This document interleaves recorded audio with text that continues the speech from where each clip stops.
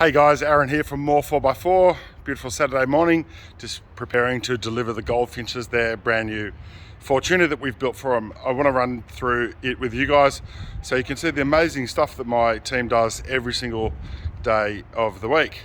So, brand spanking new Fortuna. We have an ECB alloy bar in textura black. It's a fairly new finish for ECB, and given the absence of any other bars on the market, this is basically what we had to work with. So initially we had looked at running Stedi like a Pro Series light bar across the front, but we couldn't because of camera in the badge. So what we had to do was to run a pair of Stedi Quad Pros. Hiding up in here we have a 9,500 pound carbon winch, Axis Ranger UHF antenna, and we've actually got two different masts for that, or whipped antennas for that, an 8 and a 4 dB, so you can have different antennas for different terrains.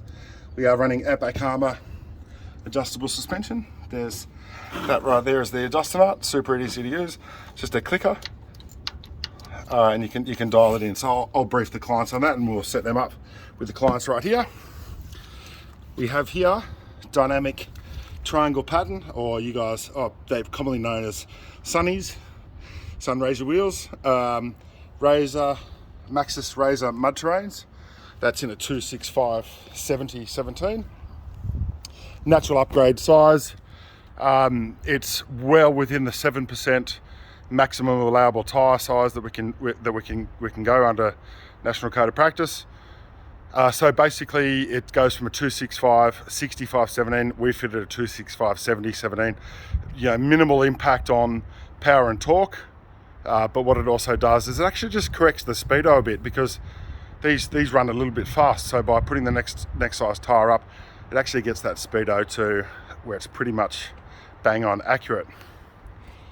We have upstairs, we have a Rhino Rack, and it's a clamp system. It clamps onto the factory rails, because to do like a track mount and like a foot, so directly mounted into the gutter, is a substantial process, and you have to actually remove the entire hood lining in the vehicle so you can get to the bolts that are up underneath.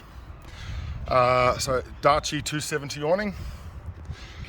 We have some Stedi, their new camping lights, a twin LED with diffused cover, low power consumption, fairly low output, and that's not obscene. When you're trying to work in the space around the vehicle, having massive lighting power is it's just hard to work around. You're kind of always squinting, trying to get your vision right. So these do that really, really well. So we've got one on the front left corner, one on the left rear corner, and one on the right rear corner. So effectively what that'll do is it'll create a massive halo all the way around the back of the vehicle, so making working around the vehicle much easier. And we actually have then a touch, it's actually a National Lunar touch light, so it's touch sensitive, which is awesome. So it's just got a tiny little micro switch in there, so if you press and hold, and it changes to amber, and you can dim accordingly. All right, so I realized that was a bit fuzzy. What else we got? Actually, let's go around the back here. So we fitted RV Storage Solutions easy access combo. I'll run you through that in a sec. But here on the front of the drawer system, we have 110 amp hour Baintech Lithium. So everything fits beautifully, neatly behind the seat. So she's pretty tight, but nevertheless it clears. So what we have is, I'll show you that in a sec. So we've got tie down rings here because the goldfinches didn't want to have a cargo barrier, so we've put some tie down points in there so they can secure their cargo.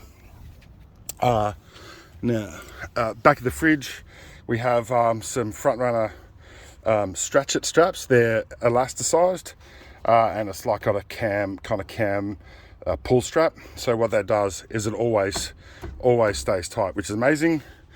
Don't know how much you guys have seen of this. This is what's called a cable caddy. So the power for the fridge basically runs down into this cable caddy, and I'll show you how this behaves. So you can just see it. Oops. Oh, not me, sorry. Weird. So what we do, so we'll unlock this transit lock and the latch mechanism.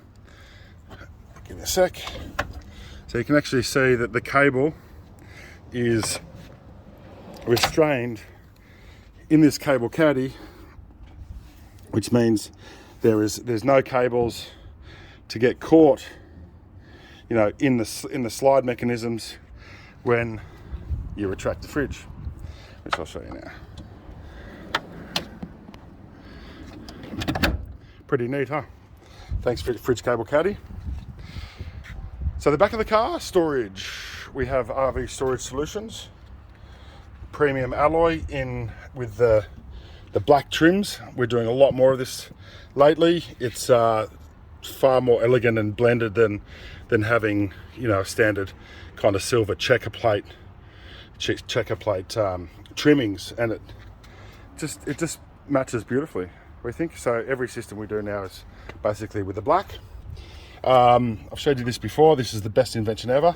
So actually this fridge is really tight. This fridge slides really tight, but this here transit lock locks the actual tray to take any minimal amounts of movement. It just takes it out and reduces rattles. 75 litre fridge. That's Dometic. Oh, so this is not a 75. What am I talking about? I want to go for a 55. 75 is dual zone. So giving you guys a bump steer. So basically, heaps of space. So this is CFX 55 litre fridge. So, it's actually, yeah, awesome. Nice and cool. Built-in ice maker. How good, right? Because anyone who likes ice for nice cold drinks, got a fridge for you. Okay. So this drawer system has a cargo shelf, which is, I think it's about 800 millimeters, but it has these beautiful little tie down straps. So if you've got any soft luggage or not heavy items, you can put it up there and strap it down. The counterpart to the tie down points at the front. We've put some tie down points at the rear here, so you can easily throw a strap over.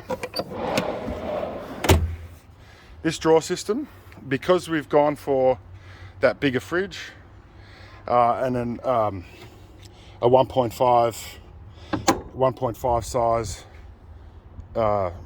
fridge slide, that it actually takes up a bit more space, which makes your drawer system about 50 mils.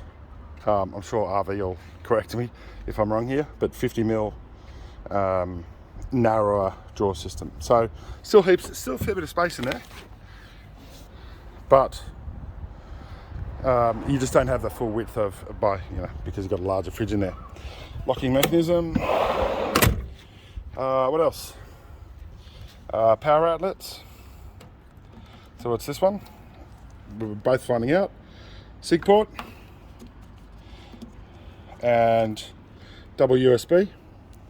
So that'll be 2.1 amps per. So you know you'll be able to charge phones, low consumption devices. Maybe not new like iTablets or iPads, I think they call them, because I think they're taking about 5 amps. So area lighting. the lights that I showed you before, all controlled by here. And over here we have Anderson plug for solar and the display for the Intervolt display. So it's a 25 amp Intervolt DCDC charger, which I'll show you in a sec. Around here, so I'll just lift this back up.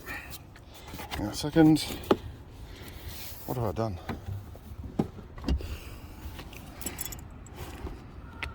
Sorry, I need 2 hands, hang on.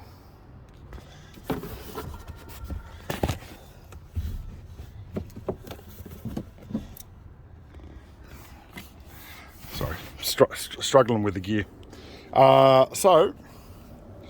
ARB twin compressor, outlets here, and switches right here. So, guys, I think that was pretty much it. So, oh no, yeah, I talked about suspension, don't worry about that. That's pretty much it. What do you guys think? Actually, no, I did forget something. There's so many individual components on these builds. Sometimes I lose track. Safari Snorkel and Maxtrax mounts, which we've got to fit. We're just going to sort that out with the client now, and yeah, tell us what you think. Cheers.